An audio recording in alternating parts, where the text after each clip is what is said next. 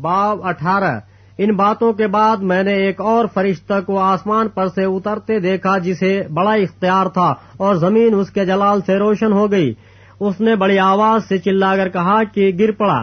بڑا شہر بابل گر پڑا اور شیاطین کا مسکن اور ہر ناپاک روح کا اڈا اور ہر ناپاک اور مکروہ پرندہ کا اڈا ہو گیا، کیونکہ ان کی حرام کاری کی غضبناک مے کے باعث تمام قومیں گر گئی ہیں، اور زمین کے بادشاہوں نے اس کے ساتھ حرام کاری کی ہے، اور دنیا کے سوداگر اس کے عیش و عشرت کی بدولت دولت مند ہو گئے. پھر میں نے آسمان میں کسی اور کو یہ کہتے سنا کہ اے میری امت کے لوگو، اس میں سے نکل آؤ تاکہ تم اس کے گناہوں میں شریک نہ ہو اور اس کی آفتوں میں سے کوئی تم پر نہ آ جائے، کیونکہ اس کے گناہ آسمان تک پہنچ گئے ہیں اور اس کی بدکاریاں خدا کو یاد آ گئی ہیں. جیسا اس نے کیا ویسا ہی تم بھی اس کے ساتھ کرو اور اسے اس کے کاموں کا 2 چند بدلہ دو. جس قدر اس نے پیالہ بھرا تم اس کے لیے 2 گنا بھر دو. جس قدر اس نے اپنے آپ کو شاندار بنایا اور عیاشی کی تھی اسی قدر اس کو عذاب اور غم میں ڈال دو، کیونکہ وہ اپنے دل میں کہتی ہے کہ میں ملکہ ہو بیٹھی ہوں، بیوہ نہیں اور کبھی غم نہ دیکھوں گی. اس لیے اس پر ایک ہی دن میں آفتیں آئیں گی، یعنی موت اور غم اور کال، اور وہ آگ میں جلا کر خاک کر دی جائے گی، کیونکہ اس کا انصاف کرنے والا خدا بند خدا قوی ہے. اور اس کے ساتھ حرام کاری اور عیاشی کرنے والے زمین کے بادشاہ جب اس کے جلنے کا دھواں دیکھیں گے تو اس کے لیے روئیں گے اور چھاتی پیٹیں گے، اور اس کے عذاب کے ڈر سے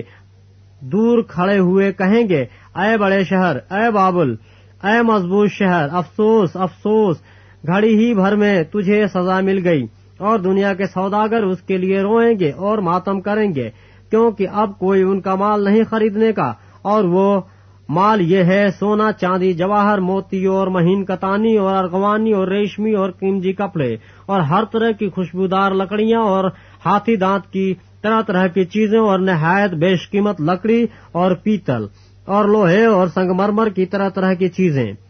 اور دار چینی اور مصالح اور عود اور عطر اور لبان اور مے اور تیل اور میدا اور گیہوں اور مویشی اور بھیڑیں اور گھوڑے اور گاڑیاں اور غلام اور آدمیوں کی جانیں. اب تیرے دل پسند میوے تیرے پاس سے دور ہو گئے اور سب لذیذ اور تحفہ چیزیں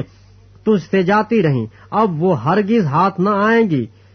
ان چیزوں کے سوداگر جو اس کے سبب سے مالدار بن گئے تھے اس کے عذاب کے خوف سے دور کھڑے ہوئے روئیں گے اور غم کریں گے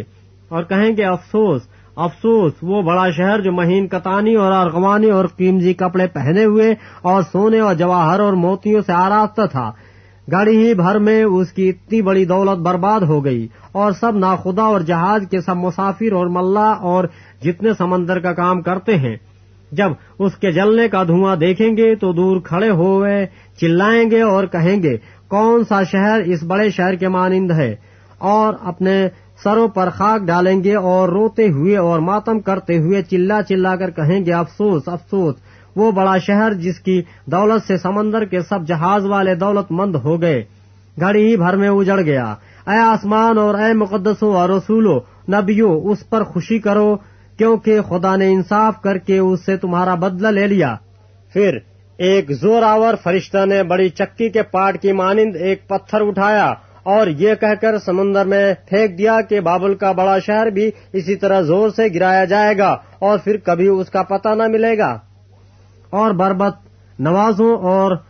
مطربوں اور بانسلی بجانے والوں اور نرسنگا پھونکنے والوں کی آواز پھر کبھی تجھ میں نہ سنائی دے گی،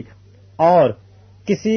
پیشے کا کاریگر تجھ میں پھر کبھی پایا نہ جائے گا، اور چکی کی آواز تجھ میں پھر کبھی نہ سنائی دے گی، اور چراغ کی روشنی تجھ میں پھر کبھی نہ چمکے گی، اور تجھ میں دلہے اور دلہن کی آواز پھر کبھی نہ سنائی دے گی، کیونکہ تیرے سوداگر زمین کے امیر تھے اور تیری جادوگری سے سب قومیں گمراہ ہو گئیں.